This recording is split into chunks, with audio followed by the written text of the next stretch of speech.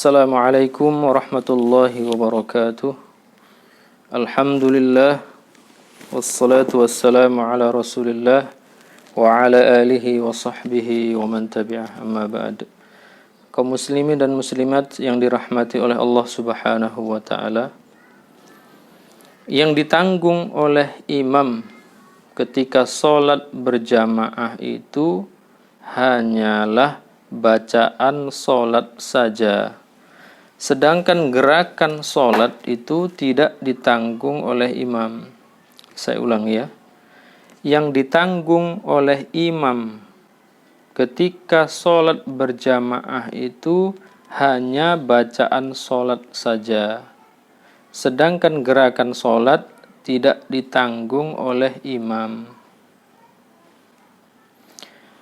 Bacaan yang bagaimana yang ditanggung oleh imam itu ketika sholat berjamaah? Bacaan yang bagaimana yang ditanggung oleh imam?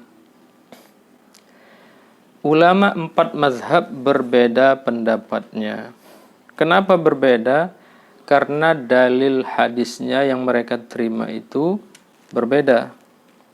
Akan tetapi seluruhnya sahih dan bisa diamalkan. Imam atau mazhab Malikiyah dan Hanabilah yang dibaca makmum adalah yang bacaannya sir saja. Jadi kalau imamnya membaca pelan, nah makmum membaca apa yang dibaca pelan oleh imam, maka makmum ikut berpartisipasi membaca. Jadi sekali lagi yang dibaca makmum adalah yang bacaannya sir saja, yang bacaannya pelan saja.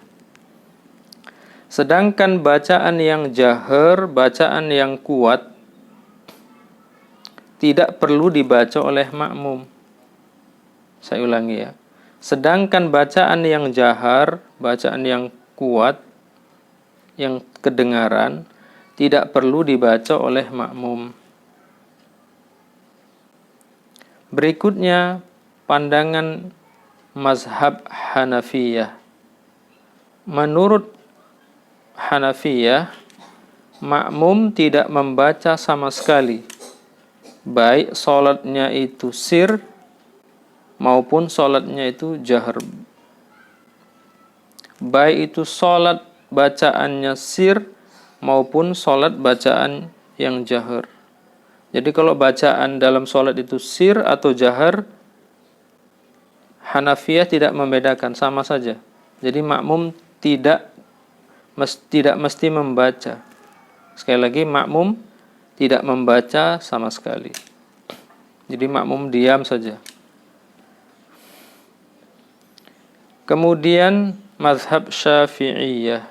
Mazhab Syafi'iyah, mereka mengatakan jika sholatnya sir, maka makmum membaca Al-Fatihah dan juga bacaan-bacaan sholat yang lainnya.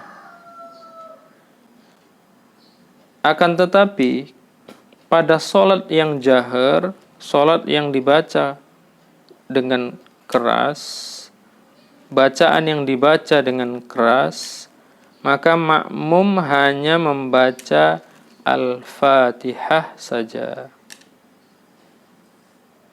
Jadi ini semua bisa diamalkan karena dasar pengambilannya seluruhnya sahih. Tidak perlu kita bingung, apalagi sampai bertengkar, karena pengetahuan kita terhadap dalil-dalil yang dipakai oleh ulama mazhab kita itu seluruhnya sahih untuk tema yang kita sedang bicarakan ini ya. Dan pengetahuan yang menyeluruh terhadap seluruh mazhab yang ada, mazhab ahlu sunnah wal jamaah ini, itu merupakan satu keistimewaan dan kelebihan. Sedangkan Kalau mengetahui hanya satu mazhab saja, nah itu justru malah satu keterbatasan dan kekurangan. Mudah-mudahan apa yang saya sampaikan ini diberkahi oleh Allah Subhanahu wa taala. Subhanakallahumma wa bihamdika asyhadu an la ilaha illa anta astaghfiruka wa atubu ilaik.